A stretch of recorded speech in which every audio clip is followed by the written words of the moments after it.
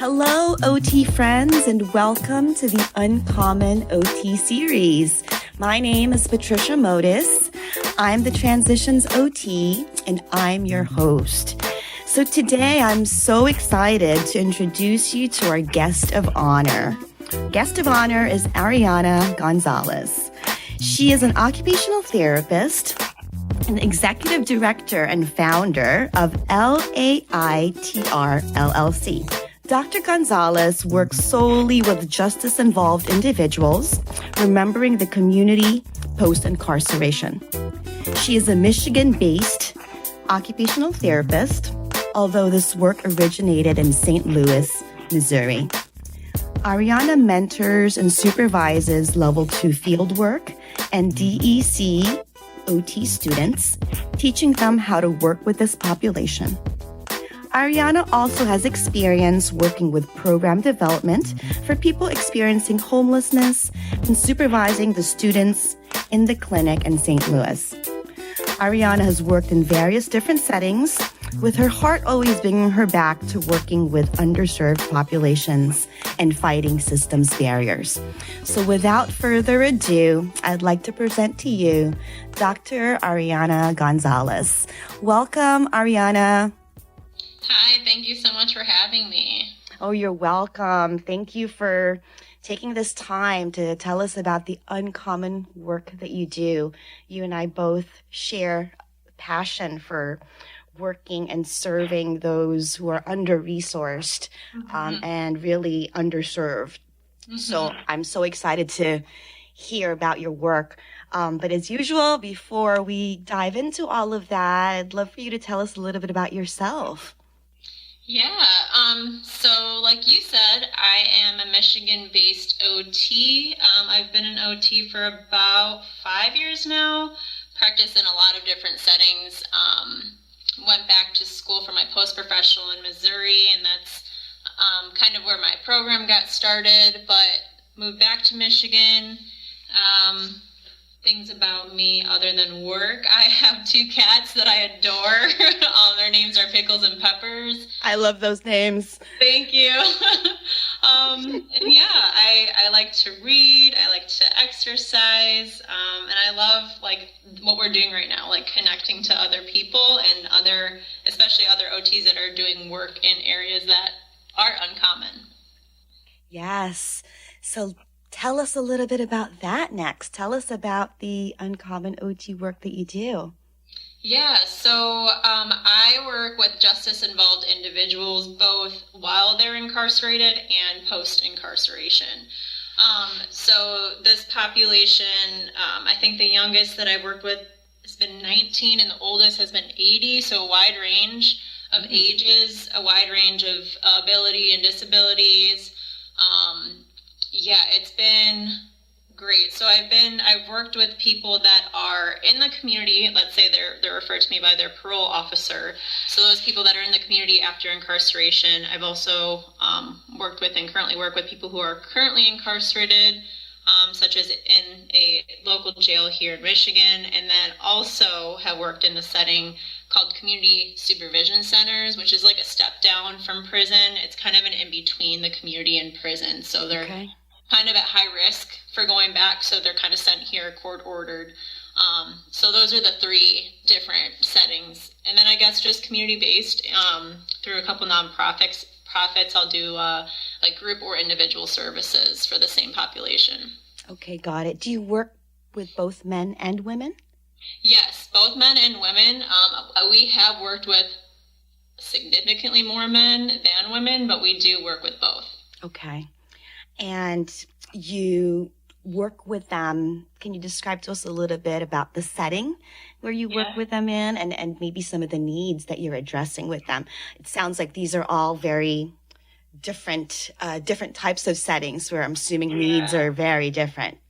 Yeah, well, actually, very surprisingly, well, maybe not too surprisingly, the needs are different depending on where they're at, but they're also pretty much all IADLs, all habit building routines, and what we call, especially when we are marketing ourselves to other professionals that aren't OTs is we call it life skills.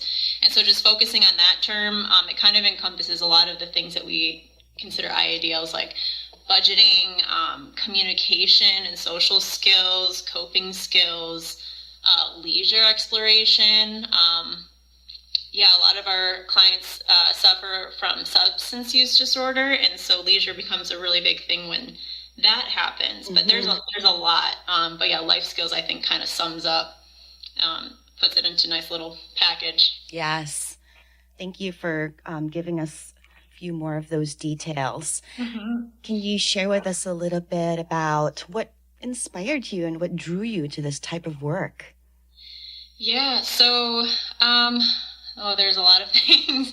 There's a lot of things. I think the very first thing was I do have a very personal experience with a sibling that has been in and out of the system, in and out of the whole cycle, you could say, like homelessness, incarceration, poverty, substance use, mental illness. Like all of that is like one big tangled system, and he's been in and out. And so growing up, I kind of saw the impacts of that on the family, but I also saw and learned about all the trauma that had kind of led him to where he's at today, like what he has gone through. And he went through a lot. And so always I would be thinking like, man, if I had gone through what he went through, like I'd probably be the same way. And so that kind of thing kind of sparked my interest in this population, my compassion for this population when a lot of people don't see them this way. And then working, I had a level 2 fieldwork placement working with refugees, and that was it was amazing. Like working with a population during a big transition that I felt don't normally get OT services, but it's very needed. We worked on a lot of life skills, kind of similar to the types of life skills we work on with justice-involved individuals. So that kind of work kind of like sparked that passion. Like this is the kind of work I want to do with a population that's underserved, whether it be refugees or people experiencing homelessness. And then what led me to today working with justice-involved individuals. Yes. So I really resonated, or everything that you just said really resonated with me, just in terms of, this type of thing really drawing my heart to everything that you said about life skills and, population that I've worked with. A lot of folks had the experience of being incarcerated. And I worked with them within homeless shelter settings and, pitched life skills as the terminology as well, because exactly some, those points that you talked about, creating a budget, creating, maintaining a safe home, really exploring vocational options. So it's good to know that there's similarities in fact, from where I'm sitting, I'm kind of thinking I'm so glad that those services are being offered before they kind of transition out into the community, because it's really going to perhaps help with that recidivism and, really give people the ability to gain skills, right? Yeah, so that they can really thrive. Yeah, exactly. That's exactly kind of like how we pitched the current program that we had that's in the jail, that we wanted to be with them throughout the transition, not just after it, but while they're incarcerated, working with them through that transition, because that's a really hard transition, going from being incarcerated for however long you're incarcerated for, but you don't have, like, your days are scheduled for you, so therefore your routines, your habits, all that is just kind of made up of the limited options that you do have and scheduled by other people. And choices are made by other people, what you eat, when you sleep, all of that. And so then you're kind of pushed out into the world where all of a sudden you have all of these choices and options. And if you don't have a chance to work on, like, what do you do with that? If you want to create a different habit, routine in life than you had before, without that option, it's kind of like, what do we expect? Like, what do we expect them to do? It's hard. It's a hard transition. That's a really great point. So great work that you're doing, and I'm so glad, to have you on the show to talk about it and really give the OT perspective, right? I think it's really spells out how OT could be of value and of service for these individuals and within these settings. So I'm so glad you're working there or within these settings. Can you share with us a little bit about how you got there? You know, you went to OT school and then what? and then I was in the field for a few years. I did a lot of different like PRN positions while doing home care as my main job. But I was doing a lot of different PRN positions because I really was trying to find something or some area that would make me feel that like passion again. And all of those traditional settings that we work in as OTs, I tried like all of them, like acute care, inpatient, mental health, outpatient peds, outpatient adult, you know, home care, adult and peds, NICU, oh my God, SNF. I tried it all. So you gave him a good shot, right? I did. I really did. And there were a lot of settings I did like. But in every setting, even the ones I did like, I kept seeing the gaps of our healthcare system, like people that were still needing care, not getting it because of insurance reasons, or they were being cut off, or people that were not considered homebound because they physically were able to leave the house, but maybe mentally they weren't really. And so it just little things like that kind of kept stacking up for me. And I was like, I can't operate this way. I am looking to either go back to school to work on, I was thinking I didn't know if I was going to go back to OT school. I thought I might go to law school because I was very like fed up with the systems. Mm-hmm. But I have really great mentors, like amazing mentors.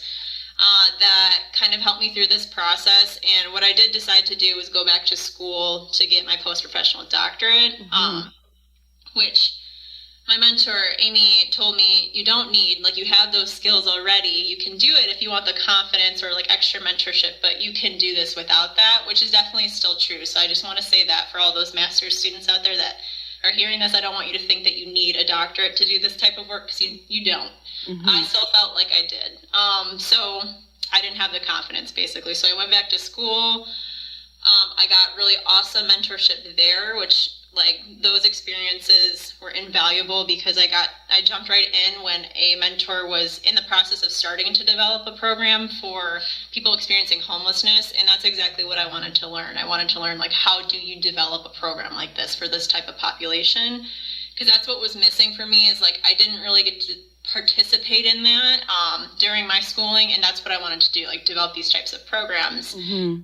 So I got to do that, and that's that clinic that you were talking about in the beginning that we created and then supervised students through. It's an awesome clinic. And then from there, I found another mentor who was also interested in the justice involved in population, and that turned into a couple independent studies, then turned into me developing a program and pitching it to Missouri DOC. And at the time, I was offering a free program because it was for my DEC or my capstone. Mm-hmm. So, like, who are they to say no to a free program? Yes. So they accepted the free program, and I got in with Department of Corrections there, which was a huge thing. But then after that pilot program in 2020, in the beginning, we then piloted it via telehealth because that's when COVID hit. Yes. Yeah, and that ended up being successful still, and that's kind of what turned into like, okay, I'm going to do this for the rest of my life. I love this work, and people are seeing the value, and so that kind of turned into a contract where they were paying me or later the business for the services that we were offering for the population. So that's kind of how it got started in the shortest version possible. Wow. I'm so excited. I don't even know where to begin. Whoa. So, congrats. I think a bunch of congratulations is in order. Number one for, I always congratulate OTs when they find that work that we do that just fills their hearts and makes you, really go about your everyday with purpose. Yeah. Right? And satisfaction. So congratulations on that. Thank you. And, I know you shared you're drawing from a lot of personal experiences, and that resonates with me too, because I think that really kind of, that it does give you a different sense of empathy and a different sense of understanding that really helps elevate the work that you're doing. So congrats on using that strength, using that resilience. Thank you. And then congrats on all the other stuff, right? So you've found settings to offer your service. I think that's, that's the part that a lot of our listeners want to know about. Like, how did you find, I know what I want to do, but how do you find these places to do these things? So I think you expanding on that would be awesome. Yeah, particularly, you got the attention of the Department of Corrections, right? You're offering such a valuable service that you got their attention, and now there's this contract that was put together. So can you tell us a little bit more about how all that panned out? And definitely, because I think that was definitely one of the hardest parts, and continues to still be that way because we're still trying to expand. The business is still only me and then the students I take, so I'm still looking for contracts. This is still a process, but that's the hardest part. Like right now, I'm currently trying to get the attention of Michigan Department of Corrections, and it's been almost a year since I've been in this process. So back to the Missouri one, that also took at least 6 months for them to get to the point where they would have a meeting with me. And that's actually working fast on their terms. So how I actually found them was I was applying for a grant for this work through a local Missouri Foundation for Health. And through this process, somebody there, I kind of happened to be lucky. I feel like it was social capital and being in the right place at the right time, meeting more people. But I met somebody there at that foundation who had a contact for DOC. And she was like, here's his contact. It's the director of research. Don't be offended if they don't get back to you, because that's just, kind of what you should expect. And so I was like, okay. And so I tried, because I had already tried before I got this contact. I had tried different avenues or looking things up online. But now I actually had somebody who referred me to somebody. And through that, that's the reason that they even heard my pitch in the first place, because I said, hey, I know so-and-so from so-and-so. She directed me to you.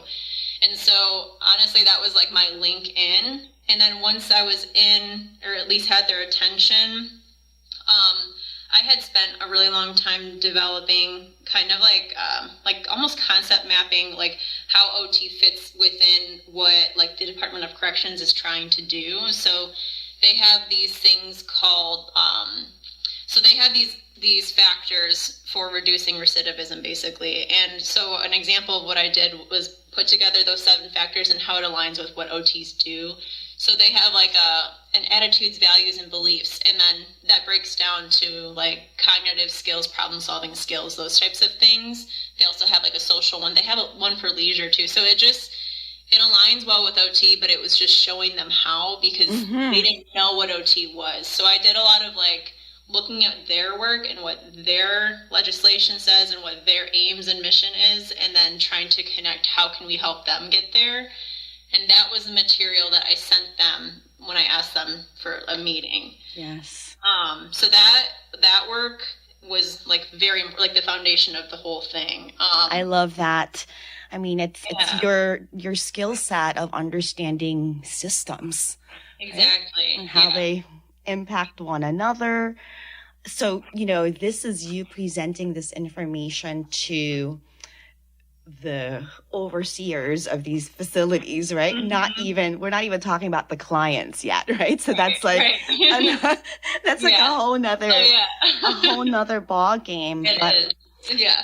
I loved how you aligned it with basically what are their goals, and then what are some OT principles that we can align to these goals. Exactly. I kind of did something very similar at one of the programs where I worked when it came to sort of trauma-informed concepts and trauma-informed work with clients, and a lot of OT principles really align so, beautifully with that. So they do, I really love that approach. So I hope our listeners can, I don't know, steal that idea and I hope so too. Yeah. Start talking about OT from that perspective, right? Yeah. Really looking at the mission of that organization and then seeing how we can complement, like how can we assist in helping them achieve their overall systematic goals. Exactly. Yeah, exactly. Congratulations on that too. Thank you. So can we talk a little bit about funding? I know you mentioned grants a lot, and I just kind of give you so much credit for pursuing all of this. You mentioned it taking forever. I mean, 6 months, for them to sort of materialize. It's a lot to really do and to follow up on, and it's a lot of sort of learning. I'm guessing learning sort of the legalities and the judicial aspects of things, right? Yeah. So can you tell us a little bit more about, the funding piece and maybe some tips on how to make that a smoother process? Yeah, I can share what I know and what I have, because I'm still in my early stages of the business. Last month was our 1 year, so we are, it's exciting, but we are still so much of like a baby organization that I'm still trying to navigate this. But basically right now how it looks is we're marketing towards larger like state or government organizations or local nonprofits that work with this population. My aim and my reasoning for doing that is because I do believe that we can help reduce recidivism. Like I believe that if they pay to have an OT, that it will be like beneficial to them cost-wise in the end, but they have to see the value of like investing it up front to see kind of that return from hopefully the prevention of recidivism. Yes. So that's kind of why I think that they should be paying for the services, and so that's kind of why I'm targeting these kinds of like jails or prisons or Department of Corrections. So I've basically so far been paid through grants, like secondarily. So basically through Department of Corrections, they're paying me through a grant that they have. So I'm getting paid directly from Department of Corrections, but that money's coming from a grant. Same with the jail. I'm working in this jail program, but it was a federal Second Chance Act grant, which is a huge like federal money that the jail got for this reentry program, and then they're paying me as a contract service through that. Got it. Same with the nonprofits I've worked with. They have their income from grants, and they're paying me as a contract service through that. So, So far, that's how we've been getting paid, and that's probably how we're going to continue to be paid for a while. People have asked me about insurance, because I do have some clients where, let's say, for example, there's a nonprofit that I work with, and they ran out of funding. So I had to stop seeing my clients through them, which is very difficult. Like one of the other reasons that the systems really like are infuriating, because seeing people not getting services because of money is hard. But also when you're running a business, like there's not really much you can do about that piece. But so those individuals technically probably could see me through insurance if I were taking insurance. But I'm not, and I have my reasoning for it, and it actually just is that insurance to me is very limiting, and I don't want the limitations of like how long I can see an individual, what for, especially since this work is so untraditional. The guidelines are too constricted. Like I don't want that to impact the quality of services that we can provide. And so right now I'm not even considering it, but maybe in the future I will. It's just that's not an option for me right now. So that was a long way of answering your question. No, it's super detailed, and every bit of everything that you shared was useful and helpful. Do you accept donations? Yes. We haven't had that happen, but we would. Okay. I'm thinking maybe fundraisers, right? Yeah, that's true. That's true. That's a good idea. See, I need more ideas like this. I'm not good at the marketing part of this. Yes.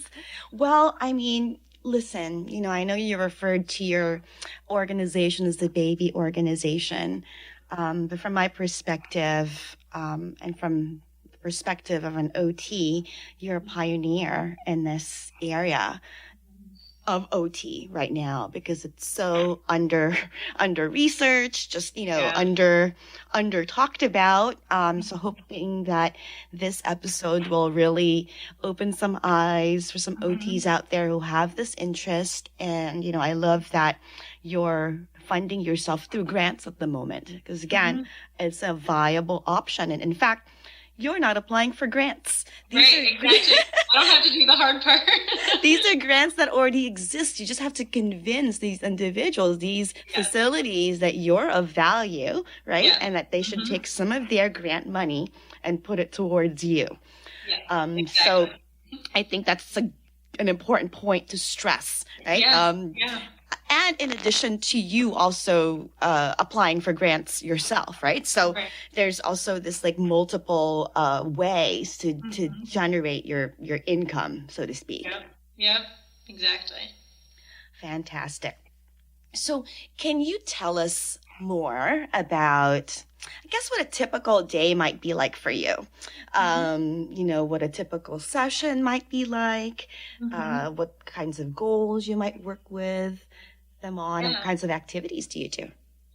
Yeah, so currently the days are very different just because we're sort of like doing direct services and also program development, also supervising students. So it's a lot of wearing multiple hats at the moment. So as far as typical sessions go, we usually start, so first I want to say before I go into what sessions look like, I stress with my students when I teach them how to work with this population, and actually people experiencing homelessness as well, but how important that rapport is and how important it is to spend time, as much time as needed, developing that trust and rapport and using those trauma-informed care principles with the clients so that they feel that they can open up to you, because this population sometimes can be really hard to kind of like break that barrier down because they have not had experiences like this. Like you've had a lot of people that are like, wow, that was the most I've ever talked, or oh my gosh, I've never told anybody that, or nobody's ever asked me about that. It's very common for them to not really have somebody that's genuinely interested in what they want to do because of the situation that they're in and the stigma. Yes. And so it's very important for them to understand where we're coming from and that this is going to be a collaborative process. Like we're not here on, the side of the corrections or trying to force you to work on these things. Like we're working on your goals. So taking the time to do that in the beginning, very, very important no matter what. And so basically if you don't have that, you can't work on things that are genuinely important to the person because they won't be upfront with you on what's important or what's difficult or what's working or what's not working. Yeah.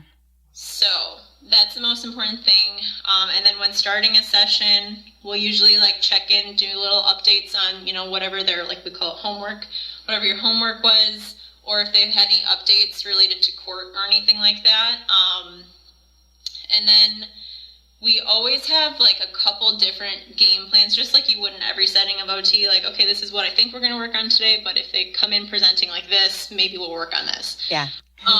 So, for example, last week I had a session planned on anger management with one of my clients, and I had a backup of leisure, and he came in extremely angry about a certain situation that was actually pretty annoying, but his emotions were so high that even me saying like, well, we could work on anger management, like that like kind of pushed him over the edge even more. So what I did was I used the trauma-informed care principles and said, okay, so I had 3 different things we could do today, and I'm going to just list them off and you tell me what you're interested in doing. And so he ended up picking leisure, which was my backup. Okay.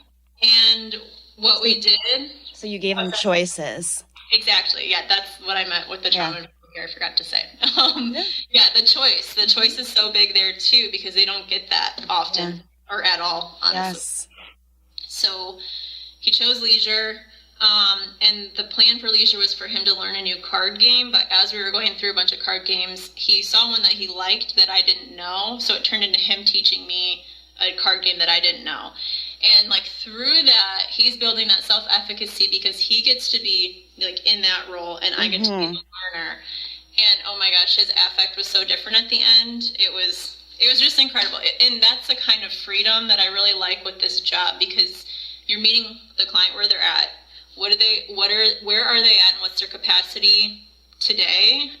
And then kind of going with that flow. And because of the time that we spent doing that, rather than me working on anger management, even though clearly he was very angry and that could have been a beneficial session for somebody else, it was just not the right time for him. And that's going to make our session next week so much better. And maybe work on anger management next week, because he trusts that I'm not going to force things on him if he's not ready. Oh, what an incredible example. Yeah. That one. My OT heart just like... I know. It was a good session. Yeah, I felt like a good squeeze there. What an amazing session. What a great way to kind of really, connect with your client and understand how to connect with them. I've had similar experiences in shelters with gentlemen who, just really appreciated that choice. Even the smallest things, like we would, we played bingo for recreation, and that was just like one of the most popular social things that we could put together. And prizes would be, that was also part of the reason why it was so popular, was the prizes. Yeah. With prizes, they had the option to select, which prize to choose, which I thought was, it was a small gesture, but it was just so, appreciated. And in fact, I got a lot of surprised looks like, what? I can choose? Yes. I don't know if you like boxers or if you like briefs. Exactly. Just things like that. So I love your example, and thank you for sharing that with us. Yeah. So you mentioned the goal, anger management. Is that a typical goal that you would work on? Yeah, it's usually within a larger goal of coping skills, but within that, like, people do work on anger management a lot. Sometimes it's related more to communication too, because it matters the reason that they want to work on these things. So sometimes we will see people that are in there for domestic reasons, and so they want to work on their communication and controlling that anger with their partner so that things like that don't happen, or that they can try to repair a relationship. Whether or not they're in there for that reason, that is a common thing that we work on with people, like communication skills to build or repair relationships. And then another common thing that we work on related to coping skills is anxiety, managing like feelings of anxiety and how that impacts them. A lot of times it impacts them during sleep or right before sleep. So sleep hygiene is another important goal. We work on sleep routines. Another thing, budgeting, and it depends on where they're at as far as like if they know how long they'll be incarcerated for or when they're getting out. That's something that we typically like to work on closer to when they're transitioning, so it can be a little bit more realistic, because they do have a small budget while they're in there from family or friends that give them money, but it's not the same as when you're in the community making an income. There's no rent and things like that. Exactly. So, but budgeting is still a common topic. So is leisure. Let's see. How about vocational things? Yes, that is another one. And we sometimes have people that know what they want to do already, and like they have somebody or know somebody. But then we have some people that are really interested, actually quite a few people that are really interested in going back to school and like navigating that process. And then other people that we've had take that. I don't know if you are familiar with the ONET skills test, but it's a really cool resource for anyone that's working with people that are interested in like exploring different careers or just to see what their interests are. Yes.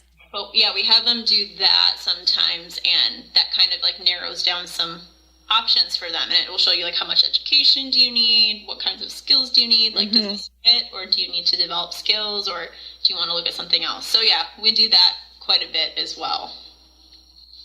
That's great, because it's giving them the option again to explore, right? Yeah, And to just start really thinking about that. I think that's kind of what I like to do too, is just plant that seed, right? Like, you can start thinking about work now, or, do you think maybe you should start thinking about work now?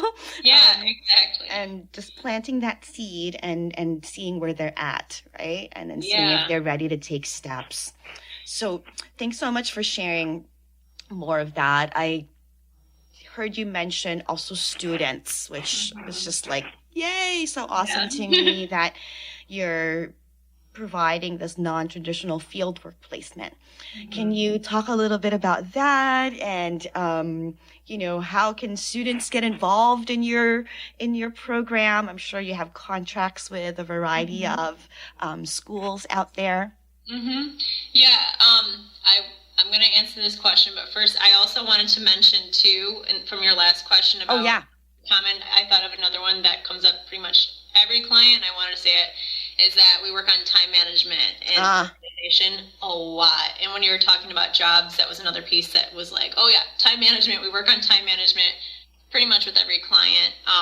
And so that's a big piece of that, job seeking. But as far as the students, yes, I do have contracts with lots of different universities, well, probably like 4 or 5 different universities. And sometimes like some of these students had seen my presentation for AOTA last year, and through that, they reached out to their fieldwork coordinator saying, hey, I want to work with her. I want to have a fieldwork placement there. And then that fieldwork coordinator reached out to me. So that's one way that students have gotten involved.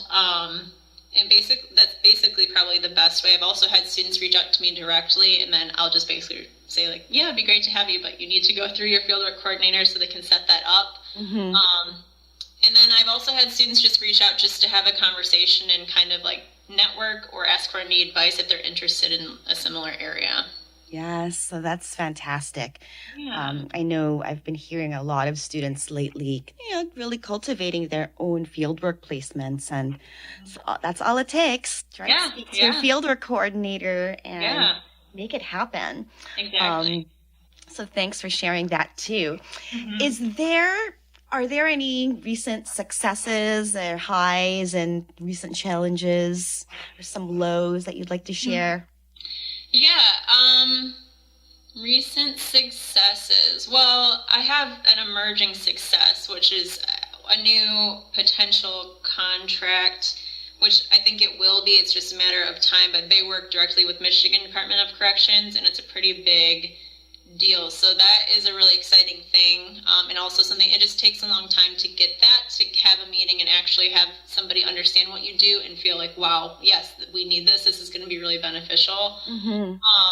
So that's really exciting. I'm also in version 2 of piloting what I call the life skills workbook, and it's basically like a paper pencil packet type thing for people who are currently incarcerated. So it was developed because of COVID, because we wanted them to have things to do with the lack of services that were being provided.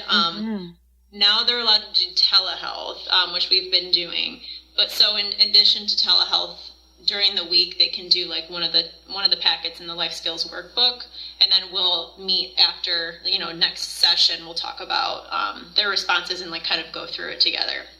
Oh, I love it. Yeah, it's been really fun. So yeah, we just started version 2, and it's going well so far, because I made a lot of adjustments, but that's exciting. A high for sure.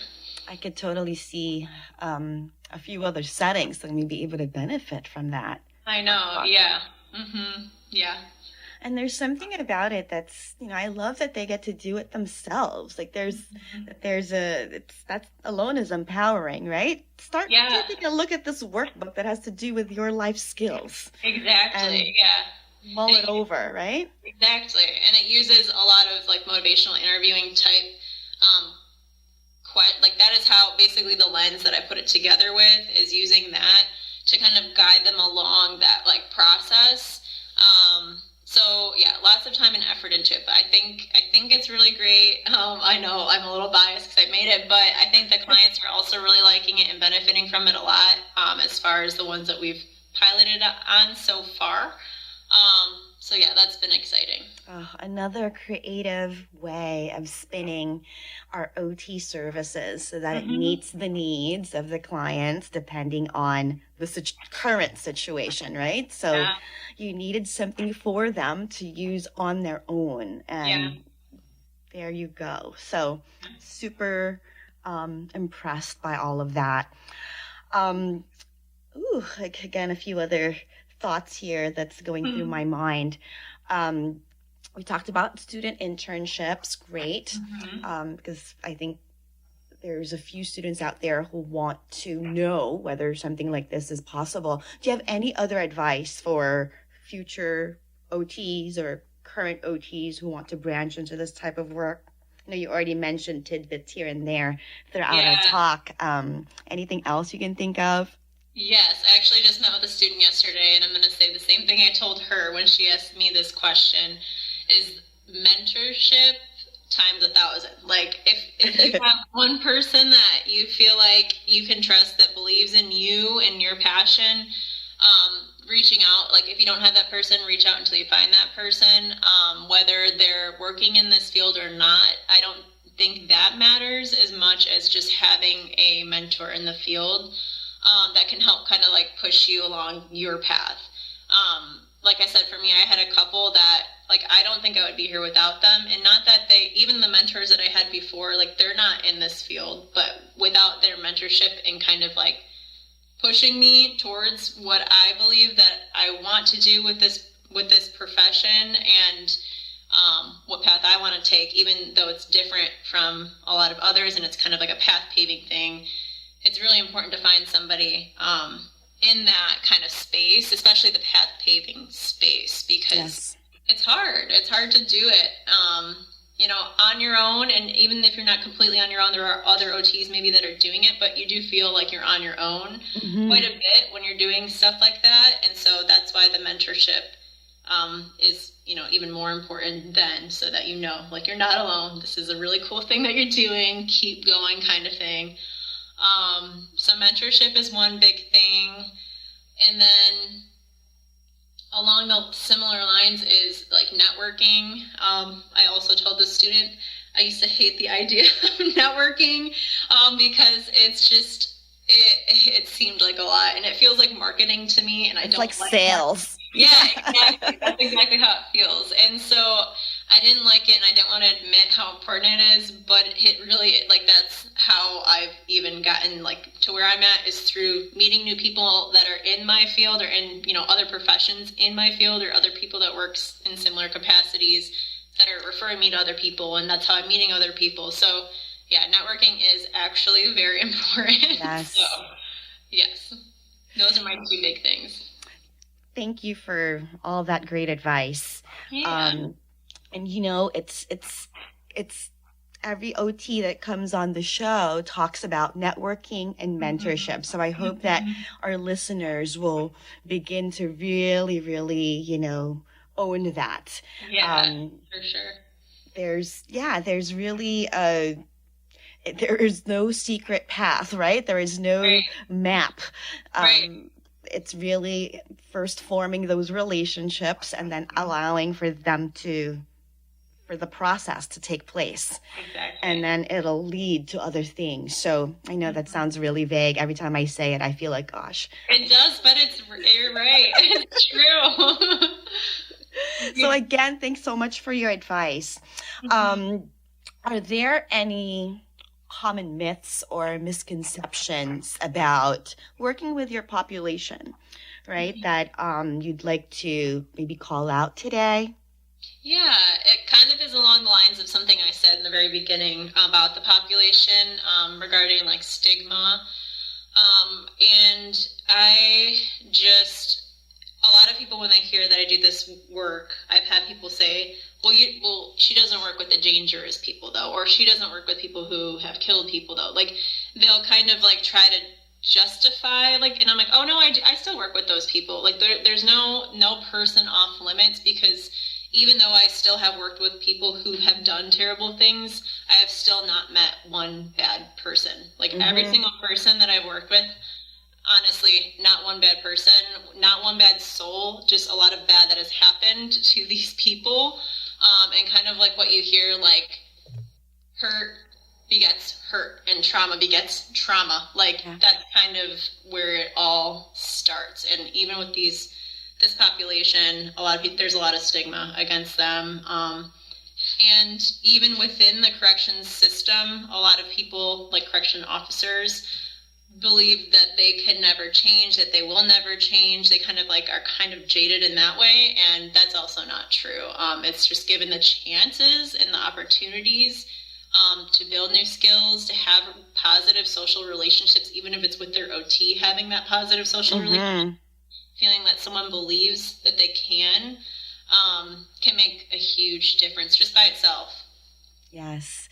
Thank you for the work that you do there. You're like a ray of sunlight, right? I think for some individuals who just really don't feel like they have a lot of options again, and have really a lot of opportunities, right? So you're there to help, and that resonates with me too, because I felt that way in my work within the shelters. It was, oh yeah, there was almost this, I joked about this with the interns, that we were Switzerland, that we're neutral, right? Because we weren't part of this system. We weren't their social worker trying to get them to do something. We weren't the case manager trying to get them to, go to see their doctor, nor were we the residential staff, right? We were OTs, and we were always like doing stuff with them that helped them. So we were in a really great position. And, I love that you've come to realize that, and how you're utilizing that to be more effective within your setting. And on another level, that you're modeling that for future OTs out there, right? Because it's one thing to get the experience to work in these settings, but it's to really learn how to be effective in these settings. And that's where you're really making the difference. So there's a giant psychosocial component to your work, which I'm, so thrilled about. Do you also find that, in my experience, I found that although there are these psychosocial issues that we work with clients, and that's a big focus, even as far as the interns were concerned, it was their level 2 psychosocial placement, right? But then I always found that there were other issues that also were combined. Most folks had physical issues that were troubling them, right? Or some chronic health issues that may be contributing to things. A lot of folks had mobility issues, right? And that was always a problem when the elevators broke down in the buildings. Right. Yeah. So can you speak to that a little bit, and kind of how you're, because I think being an OT in that setting, that's your secret sauce, right? Because your knowledge of all of that.